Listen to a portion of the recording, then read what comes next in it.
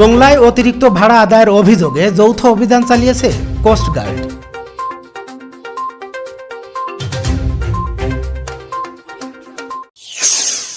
বাগেরহাটের মোংলায় যাত্রীদের কাছ থেকে অতিরিক্ত ভাড়া আদায়ের অভিযোগে যৌথ অভিযান চালিয়েছে কোস্টগার্ড, নৌবাহিনী ও পুলিশ।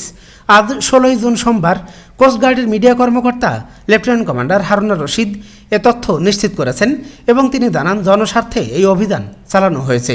এ সময় তিনি আরও জানান, গত রবিবার বিকেল 5টায় মোংলা বাস স্ট্যান্ড এলাকায় কোস্টগার্ড বেইজ, মোংলা, নৌবাহিনী ও পুলিশের সমন্বয়ে অভিযান পরিচালিত হয়। মোংলা থেকে চট্টগ্রামগামী জিএস ট্রাভেলস, ইভান পরিবহন, বিএম লাইন ও রয়্যাল পরিবহন যাত্রীদের কাছ থেকে অতিরিক্ত ভাড়া আদায় করছিল, যা অভিযানে প্রমাণিত হয়। পরে আদায় করা অতিরিক্ত অর্থ যাত্রীদের ফেরত দেওয়া হয়।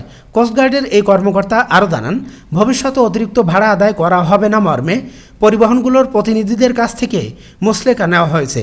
জনকল্যাণমুখী কার্যক্রমের অংশ হিসেবে এ ধরনের অভিযান নিয়মিতভাবে পরিচালনা করা হচ্ছে এবং ভবিষ্যতেও তা অব্যাহত থাকবে বলে তিনি জানিয়েছেন।